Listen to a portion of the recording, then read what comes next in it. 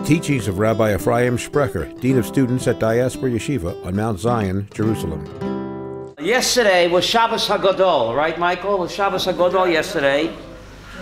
Why is it called Shabbos HaGadol? Because the rabbi gave a great big speech, right? That's what Shabbos HaGadol. We read the Haftarah from Malachi. And the last Navi, Achron Chavid. We know saving the best for last. Malachi is the last Navi.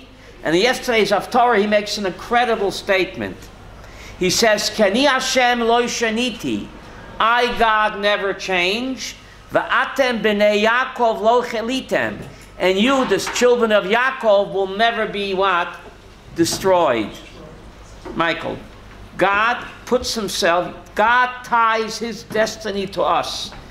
Shabbos HaGadol, isn't that a great idea? The last Navi says, Ani Hashem lo shaniti, I, God, never change. I am eternal. Va'atem b'nei Yaakov, and you, the children of Yaakov, are also eternal. Lo chelitem, you'll never be destroyed. Just like God says, I am eternal. You, the Jewish people, are eternal. God ties his eternity to our eternity. Could there be anything greater than that? No. So therefore, Shabbos HaGadol, we read this amazing Haftarah, this incredible verse. God ties his eternity, Yiddish Billah, to our eternity. And that's why we toast God 4 times. Chava, to Seder night, don't we toast God 4 times? A toast to you. That we are a piece of the rock. Daniel, yesterday's Haftarah, the best, saving the best for last. The last Navi says that. That God says, just like I am eternal, you, the Jewish people, are eternal. That concept was stated when? Pesach. Chodesh Nisan. Malachi. And therefore we toast HaKadosh Baruch Hu 4 times at the Seder. Why? 4 times. You don't drink the 5th cup. The 5th cup is for Elijah. What's the significance of 4 times? Why dafki 4 times? Because they're very good. I'm glad you asked. Everything around the Seder revolves around 4. There are 4 questions. There are 4 children. There are 4 cups. There are 4 terms of endearment.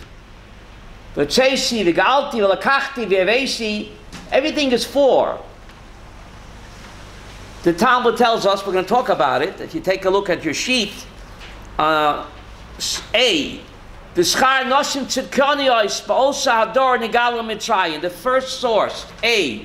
The whole Exodus happened not because of Moses and Aaron, Michael, for the righteous women. Who represents the righteous women? The 4 mothers of Israel. The mamas, Sor, Rivka, Rochel, and Leah. So everything revolves around 4 on the Seder night, paying homage to what? To the wonder women of the Exodus, who are represented by the 4 mothers, Sor, Rivka, Rochel, and Leah. In Parshas Bo, Korban Pesach, it says, Lo toitzi min habayis habasar chutza. The Korban Pesach, which on the lamb chop, cannot be taken outside. You have to eat the shawarma where? Inside the house. Why? Why is it so important why you have to eat the shawarma inside the house? If you take it outside of the house, it's puzzle and you transgress a negative commandment. Why is that? Answer a question with a question. Why did we wear a white kittel on the Seder? Why? On Pesach night, my house, Zishul, becomes a Bet HaMikdash. In the Bet HaMikdash, are you allowed to take out the sacrificial meat outside the Mikdash? It's puzzle. So just like you're not allowed to take out the sacrificial holy meat from the Mikdash, outside it becomes puzzle. How do you say puzzle? Invalid. My home on Pesach night becomes a virtual Beis HaMikdash. Therefore, the Korban, the Pesach, has to be eaten where? Inside the home. If you take it out, it's like taking it out of the Mikdash, it becomes invalid. Did that apply every generation or just the one in Egypt? No, every generation. And therefore, Raphael, therefore we wear a white kittel. The big day kahuna, what did the Kohen wear on duty? You know better than me. He wore a long white robe. On Pesach night, my home becomes a virtual Beis HaMikdash. And I become a virtual what? Kohen. And the Korban Pesach that I eat, that's like a Korban. I'm a Cohen for a night. Remember that show, Queen for a Day? I'm dating myself. I come up, remember that show, Queen for a Day. My mother, she would cry. The sob stories, my mother would cry, the Queen for a Day. So this is Cohen for a night. All of us will become a virtual Cohen, dressed in the big day in the white kittel. And the Seder is like what? The Avodah. And therefore you cannot take the Korban Pesach outside of the home. My home is like a Beis HaMikdash. And the kachim, the sacrificial meat, has to be eaten inside. The first one that went outside to be killed. What? Is that only when you have a korban? I mean, like now, could you eat outside? Now you can. This is only when you have a Korban Pesach. But the idea is that my home becomes a virtual Beis HaMikdash, and every member of the family becomes a virtual Kohen, or that dressed in the white kittel. The Seder becomes a virtual Avodah. That is the message. But let's take a look at source number 1. The righteous women, they're the ones that caused the whole Exodus. Source number 1, Yeshua ben Levi says, women also have to drink the 4 cups of wine, even though it's a time-bound mitzvah. Source number 1, Shafem hoya bo'sanes. Women also were involved in the miracle. What does that mean? Women were involved in a miracle. Source number 2, Rashi says, Rashi Psachim, Shafim Oyeb Osanesh. What do you mean they were involved in a miracle? B'schar not, Rashi quotes the Gemara in Sota, page 11. B'schar noshim tzidkonios nigalo osador. The whole Exodus happened not because of Moses and Aaron. It happened because of what? Daniel, like a righteous wife. Noshim tzidkonios. And the same thing with Mikra Megillah. So the whole miracle of Exodus happened to the women. The whole miracle of what? Of Purim happened also through women. Who is that? Esther.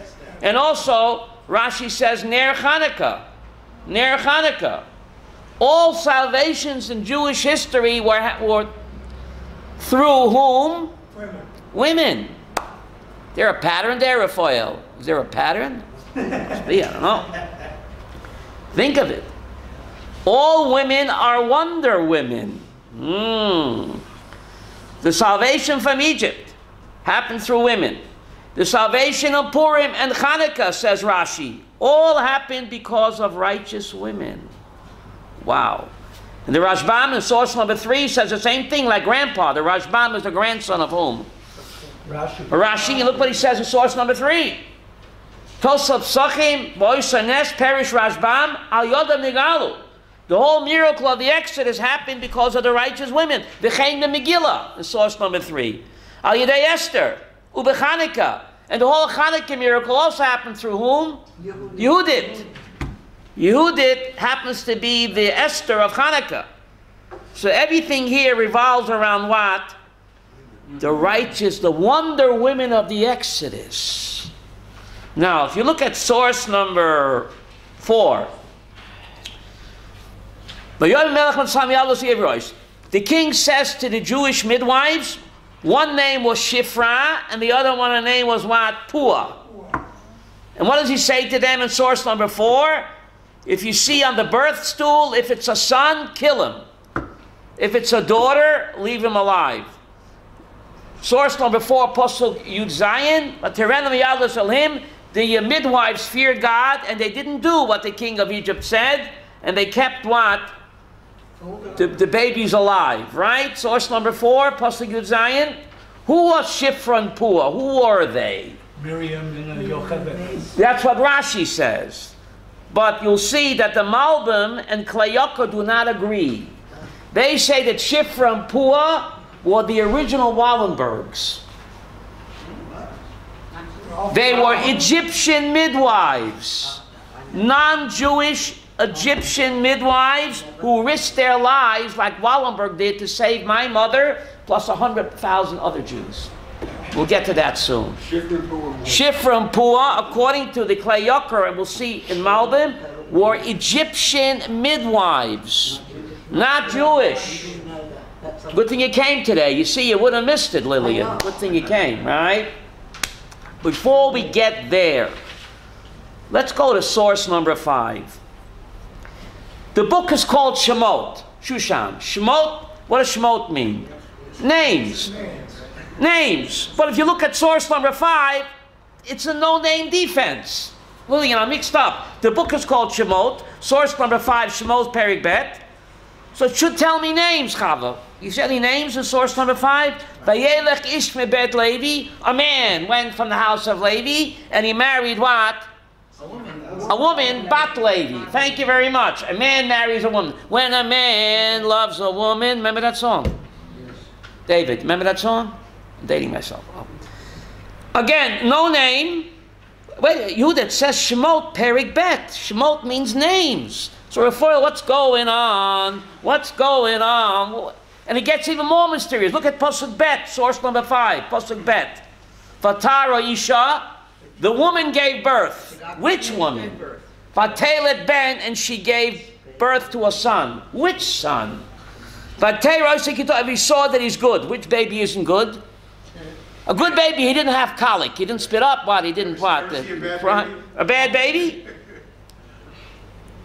Look at Pasuk Gimel, Shushan, source number 5. She couldn't hide him no more. She took a little what? Box, and she smeared it with pitch and tar. And she put, what does yeled mean? Who is this boy? Sefer Shemos. How do you know? It doesn't say. It doesn't say. She put the mysterious yeled in what? Sefer Shemos. Yehuda, what happened to the names over here? Shushan, hear the problem on the table? Look at Pasuk Dalid. More mysterious. His sister. Whose sister? The mysterious baby's sister. Doesn't she ain't got a name? The baby has no name. The mother, father, they're all nameless. And look at Dalid. His sister, she stood far away to see what's going to happen to him. Pasuk Hey. David, Pasuk Hey, you got to... What's Pasuk Hey before? Vatered? Bat Paroi. Who went down to take a bath? Whose jacuzzi happened to break just when baby Moses is floating down the basket? The jacuzzi didn't work. Bas Paroi, doesn't she have a name, Chava? Why don't they give names? Oh, I'm glad you asked. Don't steal my thunder. Vateret Bas Paro. We're trying our best to steal it. What? The daughter of Pharaoh, who doesn't she? Ain't she got a name? She went down to take a bath just when this little basket is floating by. She couldn't take a bath earlier. Miriam, she couldn't take a bath later. Looks like everything coinky-dinky over here. So she saw the little basket floating down, right? Right? Just then she had to take a bath. Shushan, could you take a bath earlier or later? Quinky dinky, right? No way. The big boss behind the scenes. Pasuk Vav. Vatiftach. She opened up the basket. Tis, get a basket. Pasuk Vav Vatireu. And she saw what? What did it say? A yeled. She saw a boy. It wasn't a boy, it was a little infant. A boy. We weren't even sure. Vine nar boche. What does nar mean? A youth is crying, but he's a baby. Why is he called a youth? Rashi says, Koiloi Kanar. Rashi said he had a good pair of lungs. He was yelling. Even though he was a little baby, he yelled like what? A teenager. A teenager. What's the message? Koiloi Kanar. He had leather lungs. Yaakov, what's the message? My Rabbi explained, he was crying for all those babies that couldn't cry. You remember the other babies wound up at the bottom of the river?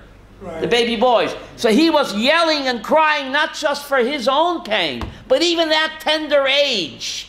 He felt the pain of all the other Jewish babies that couldn't cry. God said, he's my man.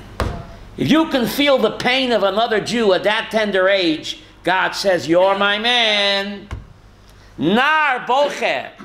Vatachmol of Shadvachmonis on him. And she said, Miyalde Uivrin. She said that he's a Jewish baby because she saw that he was what? Circumcised. Again, there's no name yet.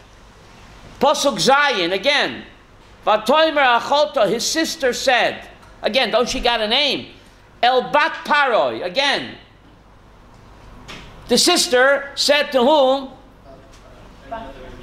The daughter of Pharaoh. Again, who is she? What's going on? Sefer Shemot, it's a book of names. Why are they all these nameless people, Miriam? And then she said, so the sister said, let me go and call you a Isha. What does the Isha mean? A woman. I'll call you a woman.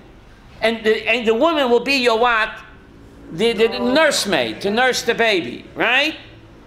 Pasuk Chet. Vatoimela bas Paroi. So the daughter of Pharaoh, again nameless, says to the nameless sister, Lechi, go and fetch me a Jewish what? Midwife. Not a midwife, a nursemaid. Vatelech Alma. Vatelech Alma. The girl went. Vatikra, and she called what? Who did she call? Aim Hayelet. Doesn't say Yocheved. Don't mix me up. The Torah goes out of her way to render us nameless. To nameless people here. We're slaves. Vatikra, and she went to call the mother of the child. What's the name of the child, Daniel? I don't know. What's the name of the mother? I don't know. The name of the sister? I don't know. The name of Pharaoh's daughter? Ain't she got a name? What's going on over here? Pasuk Tet, Raphael. Vatoimela bas Paro, again.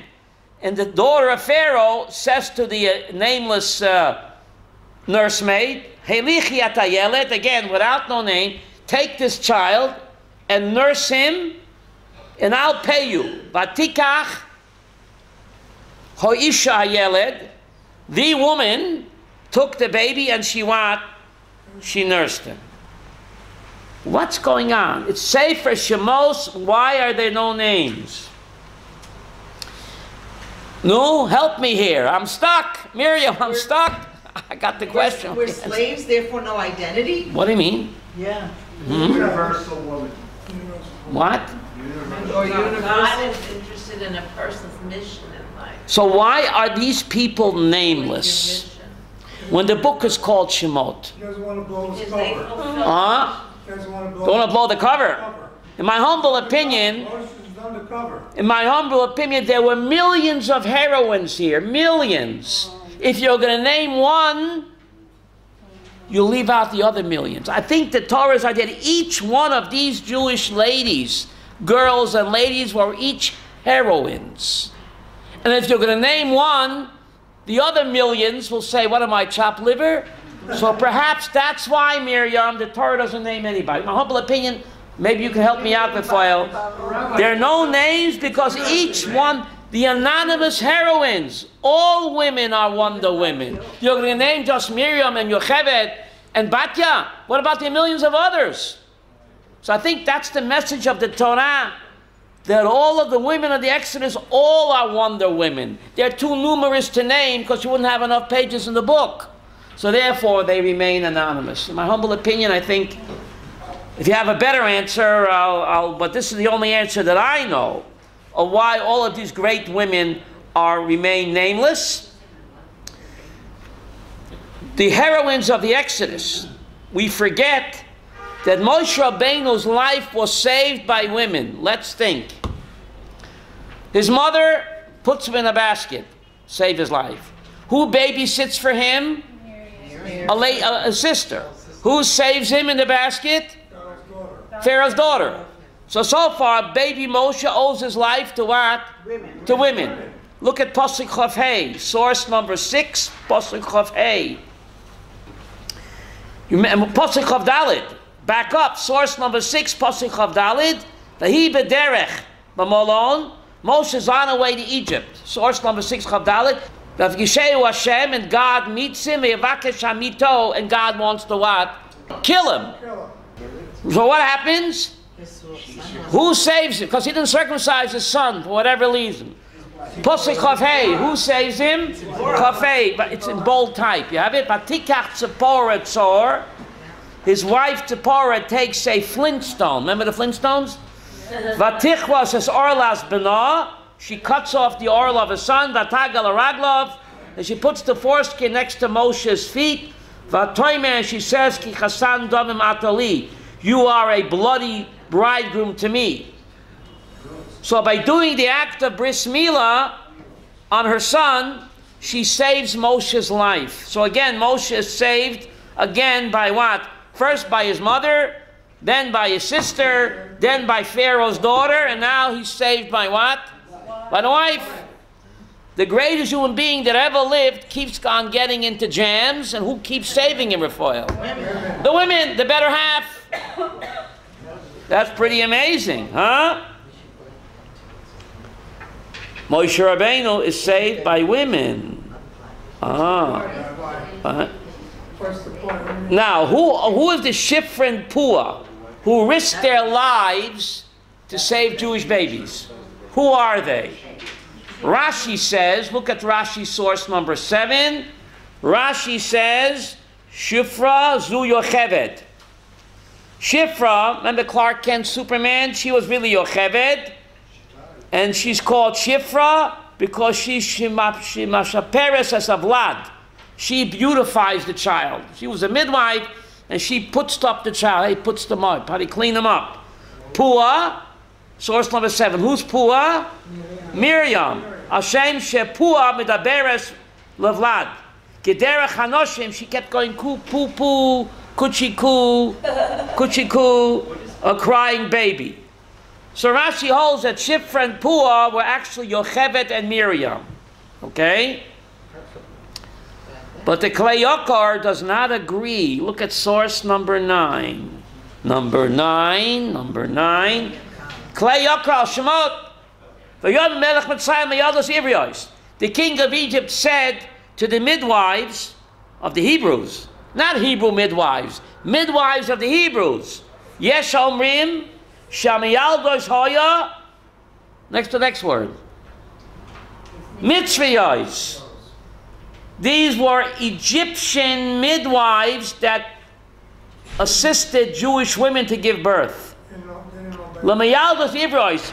These were Egyptian non-Jewish midwives that they were in charge of what? Of birthing Jewish babies. Dim Lokain, if you don't say that, my Rebusa, what's the Chidush? The common Vaterenam Yadus of him. It says that the midwives feared God. If they were Jewish midwives, obviously they feared God. So the Chidush is that there were Egyptian midwives that were in charge of birthing Jewish babies, and they what? Chava? They feared God. They risked their lives, like Raoul Wallenberg, to save my mother and 100,000 other Jews. Who was a midwife too? Shifra and Pua were Egyptian midwives that risked their lives. They feared God. What's the Chiddush? They were Jewish. Of course they feared God. Look at source number 10. The Malbim agrees. Do you see source number 10? The Malbim agrees in source number 10. Yes. Were Jewish babies killed though? What? Were the midwives that actually killed the babies? They were told to kill the babies. No, were the ones that actually did? But they risked their lives and they didn't do it. Well, you said that Moshe was crying because there were some babies. That was before the midwives were doing it. Then the Egyptians were throwing the babies in the river. Later they gave the job to the midwives. Right? So look at source number 10. The Malbim says that what? Vayom Melech Mitzrayim, Kifi Ashat Amar, Zisl, to what? Source number 10, Lemitzrayos. Pharaoh spoke to what? To the Egyptian midwives, Shahoya Miyaldos Ivros. They are the ones that birthed the Jewish babies. And they risked their lives, plus they weren't the only two. They were in charge of teams of Egyptian midwives that risked their lives in order to what? To save Jewish children. So just amazing here that you have Egyptian midwives, heroines, and who else is the heroine? Batya Bas Paro, Pharaoh's own daughter, going against the father, rescues a Jewish baby, and she says that this is a Jewish child. If you go back to source number 5, Pasuk Vav, Vatiftach Vatereyot HaYeled, V'ine nar boche, Vatachma lo vatoyim miyalda yivrim. She recognized that he was circumcised, so she should have what? Killed him, because her father gave a decree to kill Jewish, and yet she defied her father. So the heroines of the Exodus were non-Jewish also, not just Noshim Tzidkoniyos, Jewish righteous women, but you see Shifra and Pua and Batya Bas Paroi, Egyptian pagan women who risked their lives to save Jewish babies. Do they know hives? I don't know. Boy, the fact that They grew up in the pagan Batya. Why is she called Batya? What does Batya mean? The daughter of God. So the Talmud Sota says she converted to Judaism, Pharaoh's daughter. She converted to Judaism. If you look in Divrei Hayamim, she's called Bitya or Batya. That means what? Batya, the daughter of God. That's amazing that the non-Jewish heroines of the Exodus, without them, there could be no Exodus. Not just the Jewish heroines, Chava, but the non-Jewish heroines. So when you say back in those days when they converted, Yeah. they converted based on their action? No, after Kabbalah Satorah, the Talmud says that she joined the Exodus. Wow. Batya Bas Paroi left her father, and there were many Egyptians that Erev, that a lot of them were phony, but there were some genuine, and Batya Bas Paroi was a genuine convert. And she became the daughter of God, a righteous one. The Talmud says she's one of the few that went to heaven, what? Alive. She never died. A pagan princess to become the daughter of God. You never know, Rachmiel. You don't count anybody out. I don't care who you come from. You can turn your life around on a dime and become Batya. Anybody who wants to. That's right. Judaism is not an exclusive club. Anyone that wants to join us sincerely, we accept. And if not, keep the 7, go to heaven. But anyway, getting back to Batya Bas Paro, this pagan princess saves baby Moses. And therefore, there's something very strange. The Talmud says that Moshe's Hebrew name was Tuvia. Remember, if I was a rich man, Tevya, Tuvia. Good thing you came today. Remember Fiddle on the Roof? Tuvia, Tevya. What does Tuvia mean? God is good. It's a popular name. His parents called him Tuvia. And the Torah never calls him by his Hebrew name. Never. Moshe was an Egyptian name. Pharaoh's daughter didn't speak Hebrew, Raphael. Moshe is not a Hebrew name. Moshe is an Egyptian name. So how come God never calls him by his Hebrew name, Tuvia or Tevya, but always by his pagan Mitzri name? Why is that? Because he knew they'd be musical. Hakora Tatov. The Talmud Saita says God expresses eternal gratitude to the pagan princess. You saved his life. I'm not going to call him by his Hebrew name. I'm going to call him by his Goyish name that you named him. God says, I'm eternally grateful to Batya Bas Paroi for saving baby Moses. And therefore, the name Moshe became what? Its Egyptian name became a Hebrew name. Hakora Satov, the whole Jewish religion stands on what? How do you say Hakora Satov in English? Thankfulness. Expressing gratitude and appreciation. And therefore God never calls him by his Hebrew name. And we find Alexander, popular name among Hasidic Rebbes are called Yamoid, Alexander. Alexander become what? A Hebrew name. So Josephus tells us, Alexander the Great, when he conquered the Middle East, he conquered Eretz Israel. He was very benevolent to the Jewish people. Very benevolent. In fact, during the Shemitah year, he exempted Israel from paying taxes. Wow. He gave us a, what's it called? A tax amnesty. Look in Josephus. So Shimon HaTzadik, the high priest, said, we're going to express gratitude to you, Alexander. We're going to name our babies Alexander because you're so benevolent and kind to us. So that's how the name Alexander became what? A Jewish name. Like the name Moshe became a Jewish name. Pesach is a time to take stock of all the miracles that Hashem is doing for us constantly, to appreciate that and not to what? And not to take it for granted. So anyway, getting back to these righteous women of the Exodus who were saved by what? Who saved the Jewish people. So we have here Batya, Shifra, and Pua. Yocheved and Miriam. But the reason I think in source number 5 why they remain nameless is because there were millions of heroines, Miriam, not just you, millions of heroines. So therefore, the Torah wants to pay credit to what? To all those nameless, anonymous heroines, and therefore it doesn't mention just a few, not to slight the millions of others that were also involved in what? In the great miracle to save the Jewish people. Now, Moshe Rabbeinu, women have this bina yetera. Women have this bina, how do you say that in English? Bina yetera, women's intuition, and they can see what a man can't see. Women can think outside of the box. Men don't have that. Men don't have that opportunity to think outside of the box. Throughout Jewish history, it was the women that saved us. Women have this uncanny ability to what? To see beyond. Why is that, Chava? Where was woman created? From man's pinky? Man's nose? Inside. So they can see right through. Not to be fooled by the external. Because they were taken from an inside. Internal, yes? So, but they say in the world to come it's going to be role reversal. What do you mean? Women will take on a different role from what they had in this world as will the men. So what does that mean in the world to come? I don't know. I'm not there yet. I'm worried about this world. Don't rush me. We say in the Agada, Shira Chadasha.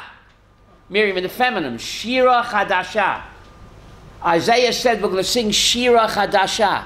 Why not Shir Chadash? Why Shira Chadasha? That's feminine.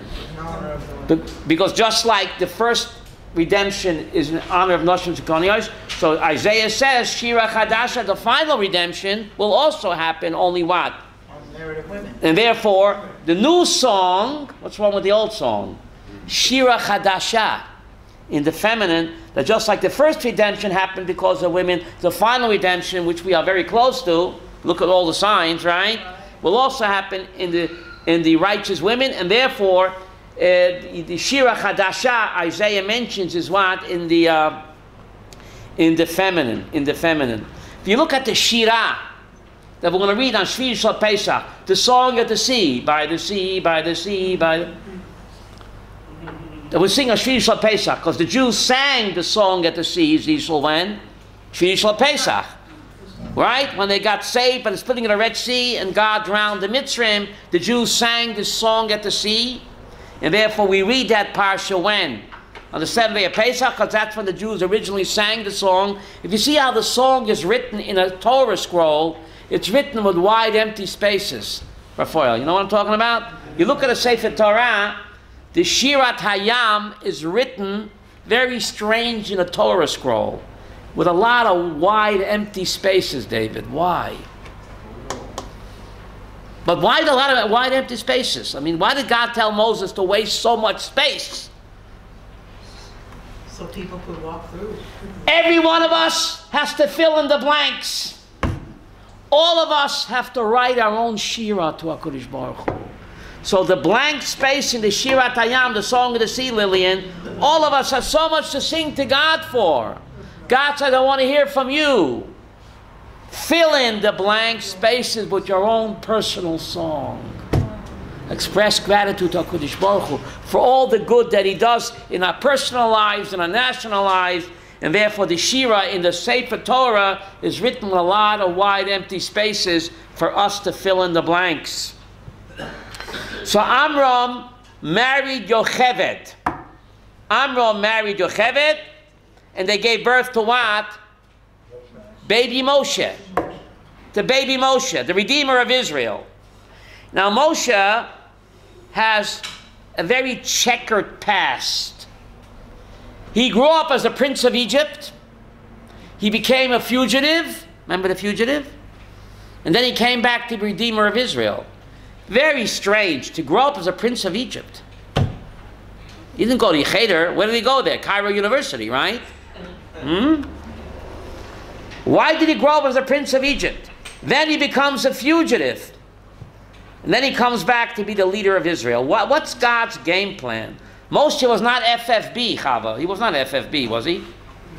I don't think so, right? He had a very checkered past. First of all, Amram married Aunt Yocheved. In Jewish law, to marry an aunt in Jewish law is what? Is incest. Okay, the Torah was not given yet. But still. So Moshe, right away from the get-go, very strange, right? Well, 3 of them. And what? Right. But let's talk about the Redeemer of Israel. He had a hot temper. He killed that Mitzri, remember? And so why did God orchestrate that he has to grow up as a prince of Egypt? So the Evan Ezra says, if he'd grow up in the slime pits with the other Jews, and he'd come and say, God told me to redeem you, what would we say to him? You're the kid with the runny nose, running around in the slime pits there, get lost. He grew up as a prince in Egypt. We have respect for him. Oh, prince of Egypt, now you're talking. You grew up by the non-Jews. He got himself a degree from Cairo University.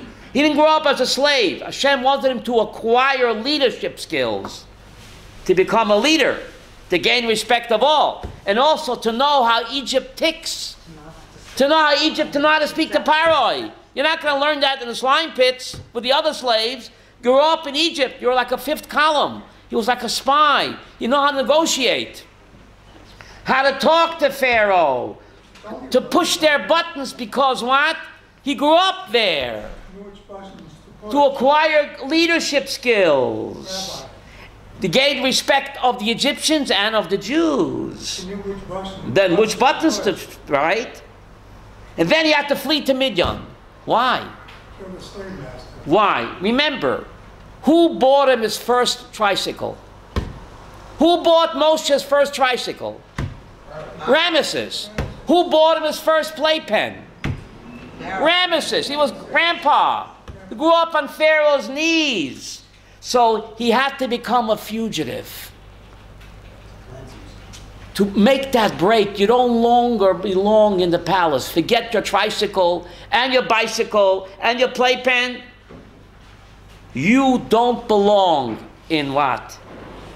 In Egypt. You're a Jew. There has to be that break. So he had to grow up as a prince of Egypt to acquire leadership skills, to become a leader, gain respect of the Jewish people and of Pharaoh, to know how to negotiate, because he grew up there in the palace. But then he had to break that loyalty. So he had to commit an act of killing a Mitzri, become a fugitive, to make the break, and now to identify with what? With the Jewish people. So HaKadosh Baruch Hu, he what? Orchestrates everything. Very strange that Moshe Rabbeinu was chosen. Why not Aaron? Aaron grew up, didn't grow up. Aaron grew up FFB. Dafke Moshe Rabbeinu grew up as a prince of Egypt. He was chosen, despite his checkered past. Now, it's just amazing. He became the greatest human being that ever lived, despite his checkered past, or because of it. He was a super spy. Oh, he was like a double agent. Double agent. 007, right?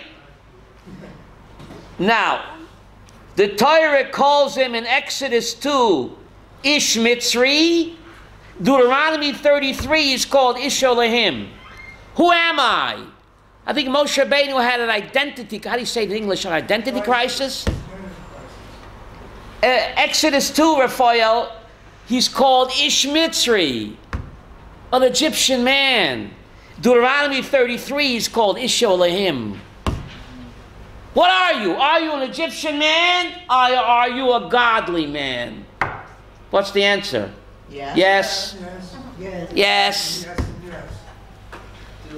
Yes. Yes.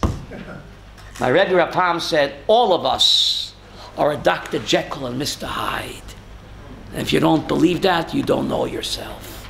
Sometimes we act like Ish Elohim, but sometimes we act like an Ish Mitzri. It's a constant struggle, Aviezer. Am I a godly man or am I an Egyptian man? Yes. Moshe Rabbeinu. If it's only him, it wouldn't be in the Torah. All of us have to struggle. To what? To what? To get away from the Ish Mitzri to become a godly man. It ain't easy. It's not easy. Who am I? The 4 sons at the Seder. The 4 sons at the Seder. Which son am I, Miriam? Am I the Chacham? Am I the Rasha? Am I the Tam? Which son am I? I'm all 4. Sometimes we act like a Chacham. Other times we lose it and we act like a Rasha. And sometimes Shady Day Lishla, we don't even know what to say. We're speechless. All of us are all 4 sons. All of us. Even the great Moses. Sometimes he's called Ish Mitzri, an Egyptian man, or the Ishalim. It's a constant struggle. That's our struggle.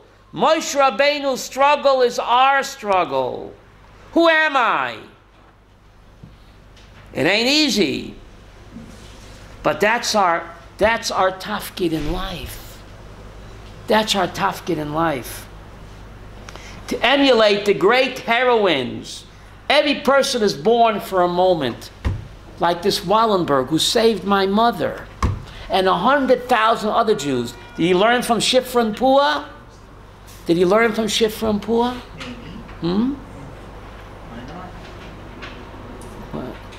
But what one man can do, one man, there are many eyewitnesses where Eichmann pulled out a gun and said, I'm going to kill you, to Wallenberg. And he wouldn't back down. Incredible. There's also many other people, Japanese... Sugihara. That's like too numerous to mention. Sugihara, who saved thousands of Jews in Shanghai. Oskar Schindler. But I think they learned from Shifra and Pua. I think they learned from Shifra and Pua. I think that's the one of the messages of the Exodus story. That someone does us a favor, as Alexander, as Koresh, as Moshe. Moshe is not a Jewish name. The name Antignos in the Mishnah, Antignos, was a Greek, also a very benevolent philosopher who was good to the Jews. So we name our kids Antignos. Very strange that pagan names become Jewish because of Hakoras Hatov, expressing gratitude and appreciation. That's the ikar of Yahadut. And therefore, ladies first, Zislu, where does it come from? God is a gentleman. God is a gentleman. In Parshas Yisroi, by Matan Torah, Kol Toma lebet Yaakov, v'saged b'nei Yisrael. Says Rashi, God says to Moses, give the Torah to the Bet Yaakov. Who's the Bet Yaakov? Women. The women, and only then to the men. God says, ladies first. Speak to the nice. Kol Toma lebet Yaakov. First speak to the women and give them the Torah. And then the men. So God is expressing gratitude to the ladies, because without them, there'd be no Exodus. There'd be no redemption. There'd be no babies. There'd be no babies, right? Without them, there'd be no babies. Who are you going to give the Torah to? Remember, the men were ready to throw in the towel, Chava, remember? Men were ready to throw in the towel, but the women wouldn't give up. The women wouldn't give up. And therefore, Rosh Chodesh is a holiday for women. The Talmud says, why? Why is Chodesh a holiday for women? Rosh Chodesh, can you see the moon? Yeah. No, it's all black. It's all black, you can't see anything. When things look the darkest and the bleakest, and men were ready to throw in the towel, the woman says, yes, it looks dark and black now, but the moon will shine again. Men can't see it. We were in despair. All we saw was tragedy and Holocaust. But the ladies, that's their yontiv. When things look the blackest and the darkest, Auschwitz, we have the power to rejuvenate. We are the great comeback kid. Therefore, we're compared to the moon. We follow a lunar calendar. The moon is a symbol of rejuvenation. Renewal. That's a symbol of the woman. Her menstrual cycle, it's the same idea. She's constantly renewing herself. We men, verstop the cup. How do you say that in English? We just don't get it. We just don't get it. We don't have the Bina Yetera. How do you say that in English? Bina Yetera, the women's intuition. Right? Isha, the hay, the koach haleida. The Isha, the koach haleida. Isha, Shechina b'neim. Ish has a yud. Isha has what? A hey, Shechina b'neim. Yud hey. The Zohar says something amazing. Why in Jewish law does the woman wear the wedding band and not the man? Are you sitting down for this, Miriam? I see you wearing a wedding band.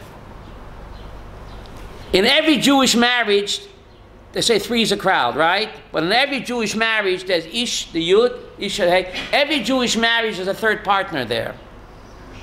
HaKadosh Baruch Hu, Ish v'Isha, because without Ish v'Isha, what are you left with? You take away the Yud and the K, what are you left with, Bila? Fire! Chas v'shalom. So the Zohar says that God is represented by the circle. You know, why are matzahs round? Why are all the planets round? God in Kabbalistic terms is called the Ein Sof. What does Ein Sof mean? The circle. The circle has no beginning and no end. So therefore all the planets are what? Round. Because when an artist finishes a masterpiece, he puts his John Hancock. What's God's masterpiece? The universe. So what's God's signature? The circle. So all planets are what? Round. The Zohar knew this before, what's his name? Columbus. But is the universe round? All the planets are round. Why are all the planets round? That's the symbol of the Ein Sof.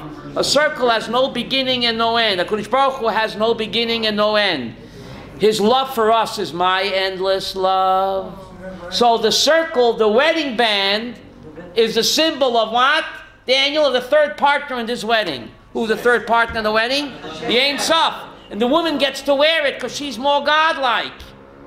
She's closer to the third partner, which is symbolized by what? The circle. My endless love. God is endless. His love is endless. And you ladies represent Him because you're closer to Him. Therefore, the word neshama, the word shechina, the word Torah, the word mitzvah are all what? Kawinky dinky, the name for God is feminine, shechina, neshama. And therefore, women make a bracha, shasani kirtzono. God, you made me exactly the way you are. We make the bracha, you didn't make me a woman. Why is that? So the Gemara bracha says, because the worst pain in the world is the pain of childbirth. We wouldn't be able to, haven't got time for the pain. So we thank God we don't have to go through the terrible pain of childbirth. That's why we make that bracha. Women's tolerance for pain is much higher. But ladies make the bracha, shasani kirtzono, you God made me the way you are, kirtzono. Women are much closer to Hashem. Therefore, they don't need so many mitzvot, Shushan. The word mitzvah, the Rabbeinu B'chai says, means to bond with Hashem. Women are naturally bonded. They don't need the props of talis and tefillin. They don't need it. We need props of talis, tefillin, and mitzvahs to remind us we're bonded to Him. You ladies are naturally bonded. You don't need the props. So on Pesach night, we have to count our blessings. The first blessing is our wives, to appreciate our wives, all they do for us. Behind every man, there's a better woman. This is our last class until after Pesach. We meet again on the Thursday after Pesach. For more of Rabbi Sprecher's teachings, visit rabbisprecher.com.